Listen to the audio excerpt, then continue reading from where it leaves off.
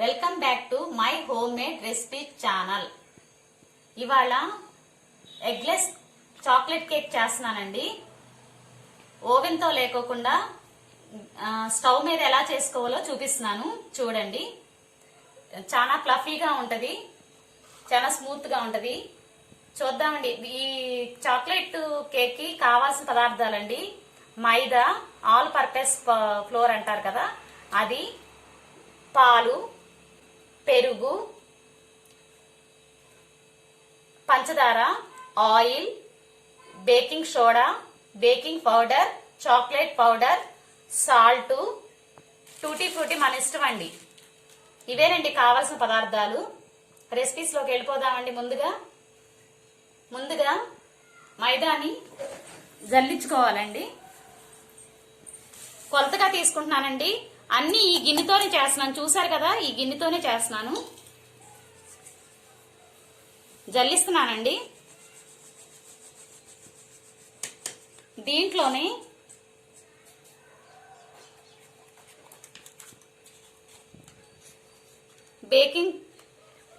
Baking powder అండి, ఒక spoon వేస్తున్నానండి.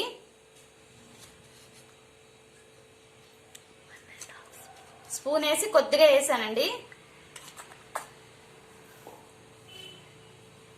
ఇది బేకింగ్ సోడానండి. ఇది హాఫ్ స్పూన్ వేస్తే చాలండి.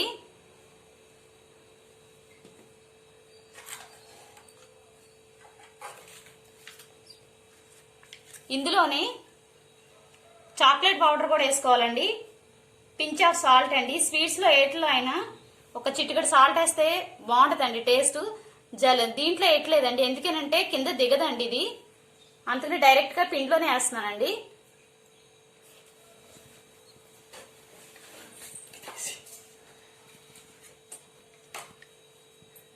చాక్లెట్ పౌడర్ వేస్తున్నానండి.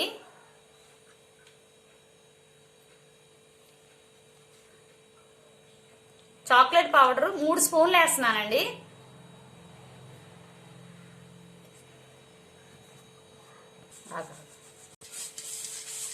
మొత్తం అన్ని కలిపి జల్లించేసానండి. జల్లించడం వల్ల ఎటువంటి ఉండలు కూడా లేకుండా ఉంటాయండి పిండిలోను.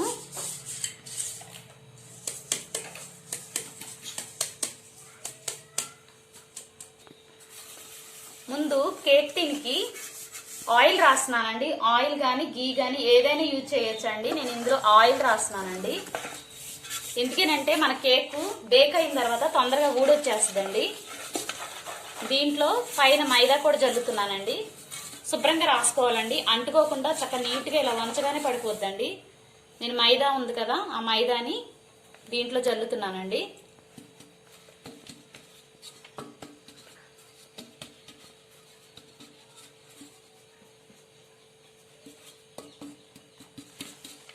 చక్కగా అంటుకోకుండా నీట్గా వచ్చేస్తుందండి. అడుగు కూడా అంటదు. ఇదిగోండి ఇలా గ్రీజ్ చేసి పెట్టుకోవాలండి. మిక్సీలోనండి ఫస్ట్గా నేను మిక్సీలో ఎందుకు చేస్తానంటే కదపకోకుండా పిండితో మాత్రం బయట తీసుకుని కదపాలండి. ముందు మాత్రం మిక్సీలో పంచదార వేసి పౌడర్ చేస్తున్నానండి. మనం పిండి ఎంత వేసామో పంచదార కూడా ఇంచుమించుగా అంతే వేసుకోవాలండి. కావాలి తక్కువ తినేవాళ్ళు అయితే తక్కువ కూడా వేసుకోవచ్చండి. నేను కొలతగానే వేస్తున్నాను అన్ని. కాకపోతే వేరే బౌల్స్ యూజ్ చేస్తున్నాను, ఒకే బౌల్ కాకుండా. ఏం కన్ఫ్యూజ్ అవ్వద్దు, అన్ని కొలతలతోనే చేస్తున్నానండి నేను.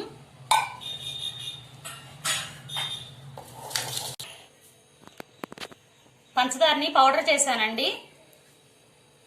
దీంట్లోనే కరెక్ట్గా పావు కప్ అండి, నేను కొలిసిన గిన్నెతో పావు కప్పు, నేను తీసిన ఆ 1 బౌల్లో పావు కప్పు మాత్రమే ఆయిల్ పోస్తున్నానండి.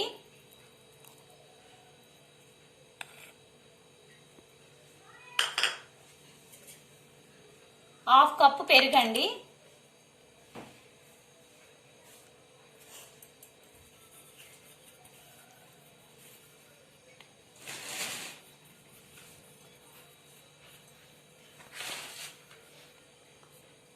ఈ 3 స్మూత్ గా పేస్ట్ లాగా అయిపోవాలండి. నేను ఇందాక మిక్సీలో పంచదార పౌడరు, ఆయిల్, కప్పు పెరుగు వేసాను కదండి. ఇది మిక్సీ అయిన తర్వాత మైదా పిండి వేసేటప్పుడు ఎప్పుడైనా సరే కింద పెట్టుకుని వేయాలండి. ఎందుకనంటే దాంట్లో ఎయిర్ బబుల్స్ అనేవి పోతే దీన్ని ఏం చేయాలంటే ఇప్పుడు కింద దించిన తర్వాత కట్ అండ్ ఫోల్డ్ మెథడ్ లో దీన్ని కొద్ది కొద్దిగా వేస్తా తిప్పాలండి. ఎప్పుడు డైరెక్ట్ గా వేయకూడదు. దీంట్లో ఇదేనండి, దీంట్లో ఈ టిప్ యూజ్ అయితేనే కేక్ అనేది స్మూత్నెస్ వస్తుంది. కట్ అండ్ ఫోల్డ్ మెథడ్ లోనే తిప్పాలి.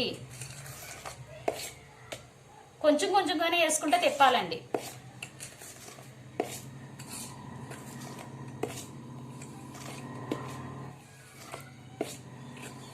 ఇంకా పాలు కూడా పోయలేదండి, పాలు కూడా అలాగే ఉన్నాయి. ఇది కలిపిన తర్వాతే పాలు పోయాలి.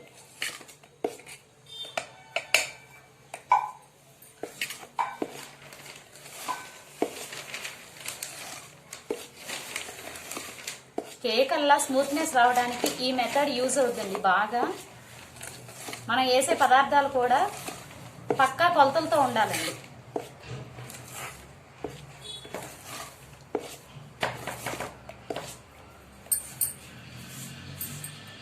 కొద్ది కొద్దిగా వేసుకుంటా తిప్పాలండి, లేకపోతే ఉండకట్టేస్తుంది. దీన్ని ఫోల్డ్ అండ్ కట్ మెథడ్ అంటారు.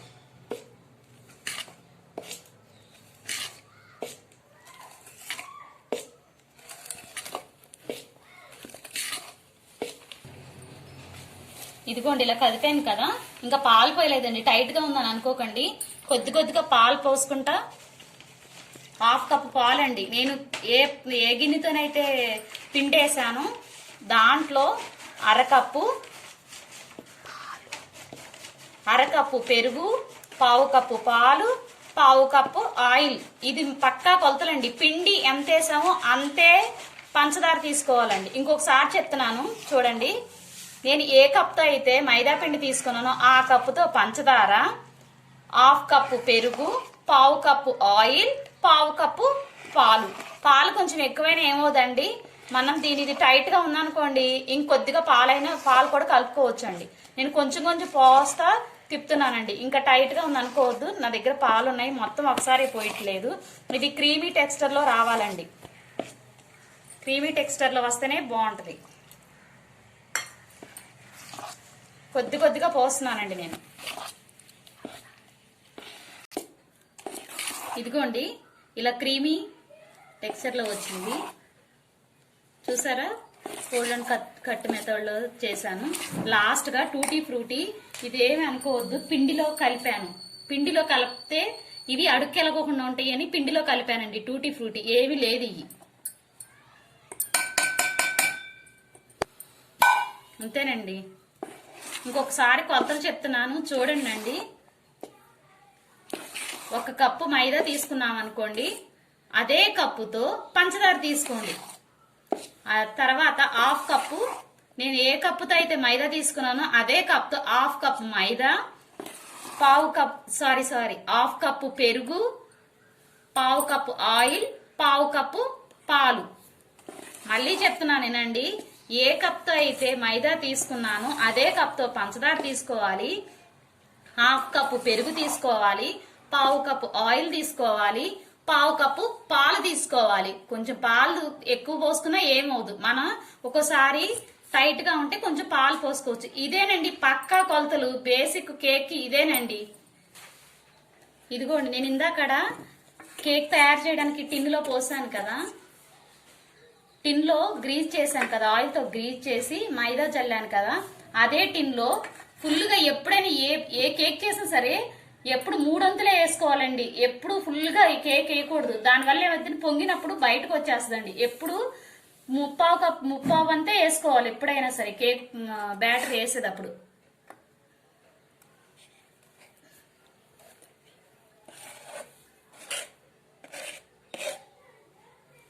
ఇదిగోండి చూసారు కదా, కేక్ది సమానంగా వేసుకోవాలండి బ్యాటర్ని. కేక్ బ్యాటర్ ఇదిగోండి.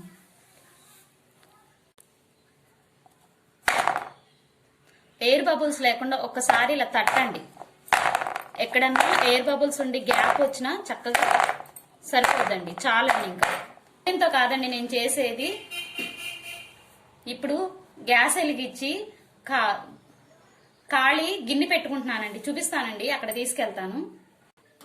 ముందు స్టవ్ ఆన్ చేసుకుని నా దగ్గర ఇలాంటి ఖాళీది గిన్నె ఉందండి. ఇలాంటి ఖాళీ గిన్నె పెట్టుకుని దాంట్లో స్టాండ్ ఒకటి వేసుకోవాలండి. ఒక ఖాళీ స్టాండ్ వేసుకుని కొంచెం ప్రీ హీట్ చేసుకోవాలండి. ఎంత 2 సెకండ్స్ 3 సెకండ్స్ ఏనండి, ఊరికే హీట్ అయిపోద్ది. దీని మీద మూత పెట్టుకోవాలండి.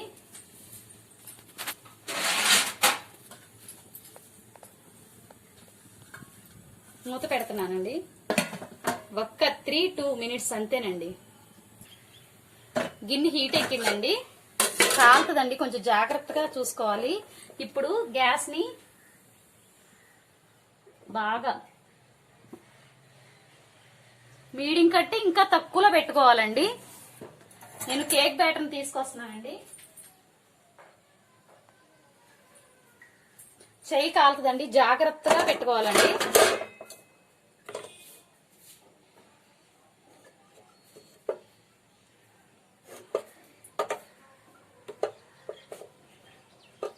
సమానంగా అడ్జస్ట్ చేసుకుని మూత క్లోజ్ చేసేయాలండి.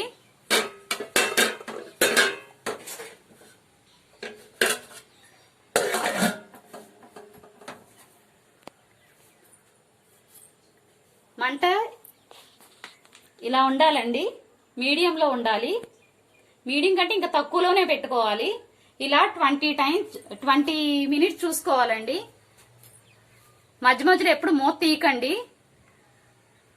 ఒక 20 మినిట్స్ అయిన తర్వాత చూసుకోండి. కేకు ఒక చాకు పెట్టుకుని ఈ కేకు అట్లీస్ట్ కనీసం 20 మినిట్స్ 20-25 మినిట్స్ పడుద్దండి.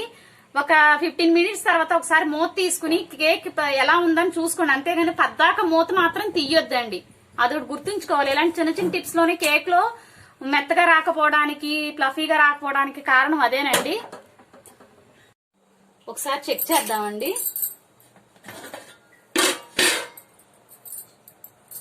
అయిపోయిందండి మన కేకు. అదిగోండి, అసలు ఏం అంటుకోవట్లేదు. అయిపోయినట్టే. కట్టేస్తున్నానండి ఫ్లేము.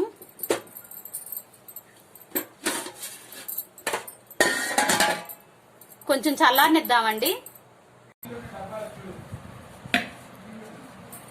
అదిగోండి మన కేక్ రెడీ అయిపోయింది. ఇదిగోండి ఎంత స్మూత్గా, ఎంత ఫ్లఫీగా ఉందో. ఇది కట్ చేసి చూపిస్తానండి. ఇదిగోండి మనం చేసిన కేకు ఎంత ఫ్లఫీగా ఉందో చూసారా, ఎంత స్మూత్గా ఉందో.